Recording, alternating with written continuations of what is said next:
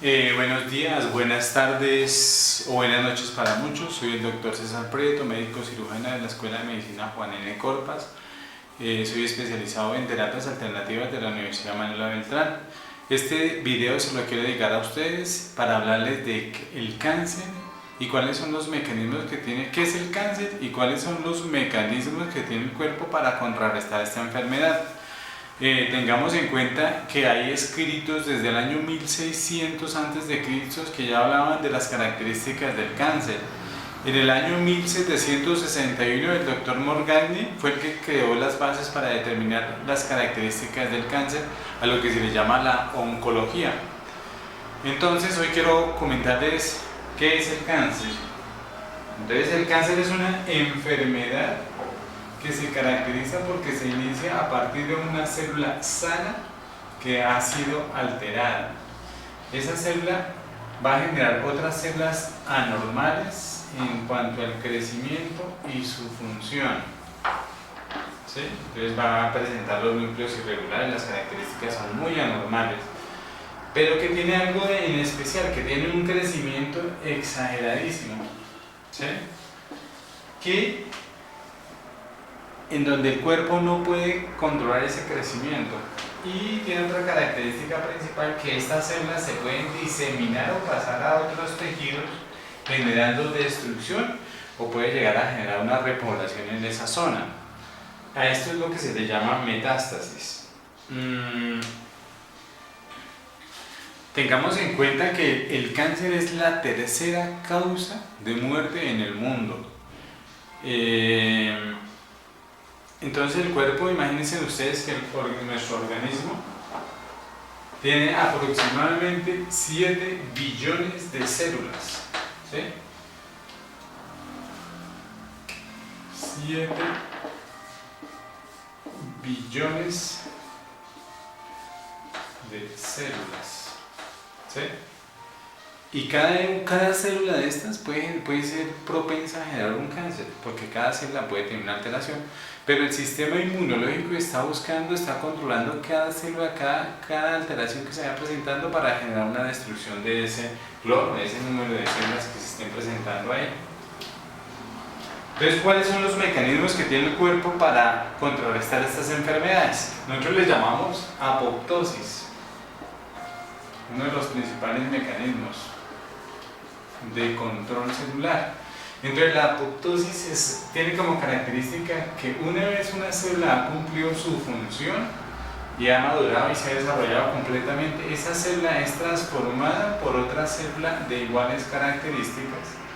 Esta es destruida y es generada otras células. Esto se le llama muerte celular programada. Es como los glóbulos rojos duran 120 días, los hepatocitos duran entre 300 y 500 días, las células de los huesos o los osteocitos duran aproximadamente 10 años. Entonces, hagamos de cuenta que esta se sobrepasó, por alguna razón, esta célula se sobrepasó un glóbulo rojo, ya no duró 120 sino 140. Entonces, ¿qué pasa? Que este glóbulo rojo, este globulito rojo que está acá, al pasarse en su edad, entonces aumenta el tamaño. Acordémonos que hay vasitos, los capilares, hay vasitos muy pequeñitos, ¿sí? Digamos que esto es un vasito pequeñito, en donde si un glóbulo rojo, o sea, apenas está para el tamaño de esto, pero si un glóbulo rojo llega a intentar atravesar ese vasito, entonces va a generar una obstrucción. Es por esto que el cuerpo tiene como mecanismo de control, sobre todo en este caso el vaso, es el que se encarga de la destrucción de esos glóbulos rojos que han sobrepasado, que están muy maduros ya. Entonces, eso se llama apoptosis, muerte celular. Algo que también nos ayuda al control de esas células, el crecimiento y el desarrollo, es el sistema inmunológico.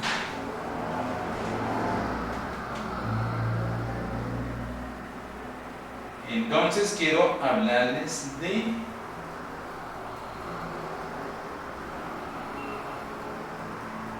los mecanismos de adaptación celular. Es importante que hablemos de esos mecanismos, ya que vamos a ver cómo una célula normalmente puede transformarse o puede tener cambios asociados a diferentes factores. Entonces vamos a hablar de algo importante que es la atrofia.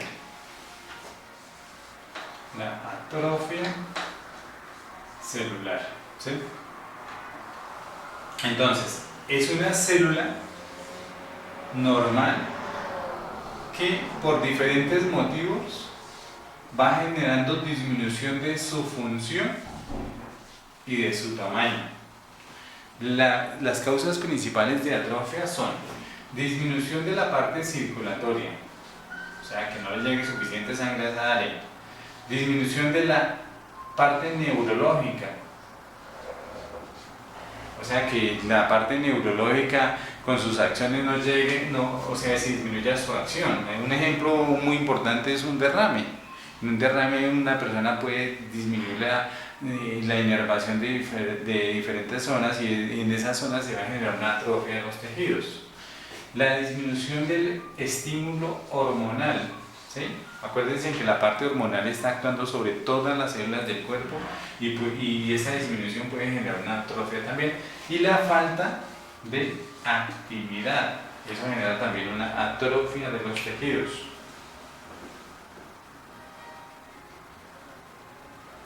Ahora entonces hablemos de algo opuesto a la atrofia, que es la hipertrofia, ¿sí? Aquí vamos a hablar de la hipertrofia. Entonces, la característica principal es que es una célula normal, funcionando normal, sino que por algunos motivos especiales esta célula aumenta su tamaño, ¿sí? Entonces, una causa fisiológica muy característica de la hipertrofia pues es la actividad física, el ejercicio. Ahora, hablemos de las partes patológicas, dos ejemplos así bien pequeñitos, bien sencillos. Acordémonos de un órgano muy importante que se llama el corazón, ¿sí? Este es el corazón, acuérdense que está dividido, está en las aurículas, los ventrículos. Hay una partecita que se llaman las válvulas, ¿sí? Esas valvulitas se encargan de que cuando el corazón se contrae, saca la sangre, la expulsa del cuerpo, pero en el momento de que esta parte se desocupa, esas válvulas se cierran y evitan que la sangre se devuelva.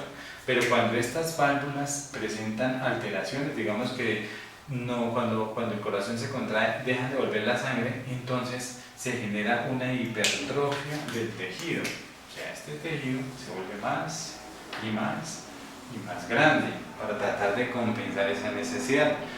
Otro ejemplo muy característico es la hipertrofia de la vejiga, ¿sí? Salimos de la vejiga, un ejemplo acá rápido, digamos que la próstata se está agrandando, entonces el espacio por donde tiene que salir la orina se disminuye, entonces como mecanismo de compensación, estas células se van a hipertrofiar. Acuérdense que son una célula, lo que está hipertrofiando, o sea, el grupo de células no están aumentando ni nada. Y otra parte importantísima, ¿sí? En cambios celulares, ¿no? Tengamos en cuenta estos cambios que son importantes para que ustedes entiendan un poquito la parte del cáncer, ¿no? ¿Sí? Entonces hablemos de la hiperplasia. La hiperplasia, esa fue la hipertrofia, ahora fue la hiperplasia. Entonces, un órgano normal, digamos, un órgano X, está compuesto por 3 células, pero por estímulos especiales, este órgano requiere de más cantidad de células, ¿sí? O sea, aquí las células son normales, no están cambiando de tamaño, está aumentando ese número, ¿sí? Un ejemplo de esto muy importante, digamos, eso se presenta mucho en la epidermis o en el epitelio intestinal o en el tejido glandular. Un ejemplo de la epidermis, por ejemplo, las personas que trabajan muchísimo con las manos, digamos, agricultores que tienen que estar trabajando constantemente, ellos forman una capa muy gruesa sobre la masa, sobre la mano, que es como una callosidad. Esto es una hiperplasia. ¿Sí? Y ahora hablemos de dos cosas así importantes de hiperplasias. Hay hiperplasias que son fisiológicas. Cuando hablemos de fisiológico es que el cuerpo lo está generando como un mecanismo de compensación normal, o patológico, que es una enfermedad. Entonces la parte fisiológica, pues hay un ejemplo muy importante que es el embarazo, donde hay una hiperplasia del útero y una hiperplasia de las glándulas mamarias. Otro ejemplo así importante es las heridas, la exploración de las heridas, o cuando hay una lesión del hígado. Digamos que este es el hígado, un ejemplo, y tuvo una lesión, se perdió esta parte, entonces hay una hiperplasia, se envían otra vez de nuevo las células para que se formen de nuevo y otra vez la parte que se lesionó se vuelve a recuperar. Ahora hablemos de hiperplasia patológica, o sea que haya enfermedad. Entonces, un ejemplo muy importante, hablemos del útero. Es un esquema del útero, estas son las trompas, estos son los ovarios esquemáticamente, ¿no? La parte interna del útero está el endometrio. El endometrio es lo que se libera cada vez que hay una menstruación, ¿sí? Entonces digamos que aquí hay un estímulo exagerado en los ovarios de los estrógenos, están saliendo muchísima cantidad, esos estrógenos van a generar un estímulo sobre el endometrio, lo que va a generar una hiperplasia. El endometrio, se va a crecerse el endometrio exageradamente, lo que va a generar unos sangrados muy fuertes y unos cólicos menstruales. Otro ejemplo muy importante, digamos por el lado del masculino, entonces digamos que está en la próstata, ¿sí? La próstata, un estímulo. Acuérdense de que los andrógenos son producidos por los testículos, que es la parte masculina que da las características, ¿no?, del hombre. Entonces hay una hipertrofia cuando hay más producción de andrógenos, entonces se produce una hipertrofia de la próstata. Una hiperplasia. Bueno, entonces vamos a hablar de metaplasia. ¿Sí? ¿Qué es la metaplasia? Ya, estas son dos cositas muy importantes que les empiezan a hablar de que las células se están alterando. Entonces, metaplasia. Entonces hagamos de cuenta, otro ejemplo. Este es un tejido que tiene células características normales para ese tipo de tejido. Digamos los bronquios, en la parte, los bronquios en la parte de la mucosa. Y en la metaplasia, un tejido maduro normal es reemplazado por otro tejido maduro normal. ¿Sí? Un ejemplo muy corriente es, por ejemplo, las personas que fuman. La mucosa del bronquio es transformada por otro tipo de mucosa que es descamativo como mecanismo de defensa, porque como está llegando esa irritación del cigarrillo, entonces genera ese cambio.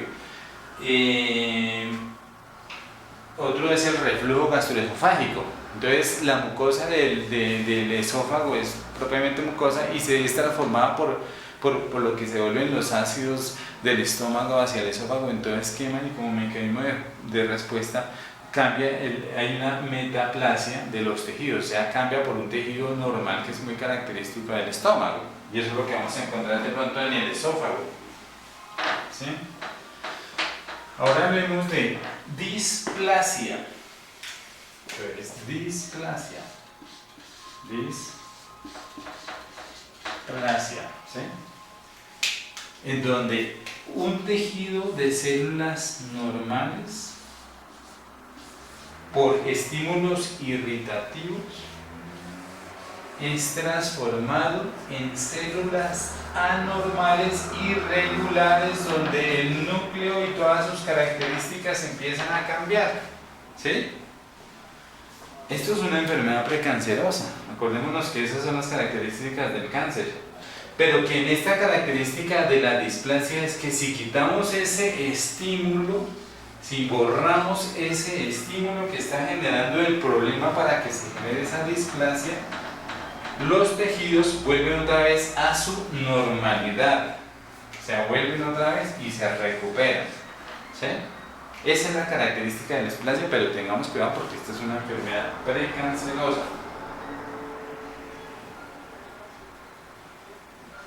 Bueno, entonces, así a grandes rasgos,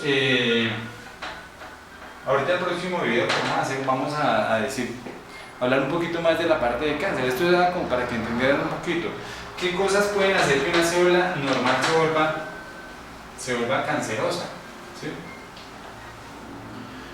Digamos, esta es una célula de características normales, ¿sí? ¿Qué puede hacer que se altere? Entonces, en los químicos, bueno, así rápidamente, los químicos, los contaminantes, la alimentación, ahorita tantos alimentos que están recibiendo que tienen tanto químico, los alimentos para preservarlos, los preservativos, y en general todo eso puede hacer que esta célula que es normal entonces empiece a recibir sustancias que no reconoce y empiece a generar cambios. De verdad que espero que este video les haya gustado muchísimo, los hago con mucho cariño y espero que continúen viendo los otros videos que nos van a hablar un poquito. Vamos a ir penetrando poquito a poco para que entendamos qué es el cáncer y qué es lo que vamos a hacer desde la parte de terapias alternativas para ayudarles, ¿no? Bueno amigos, entonces muchas gracias.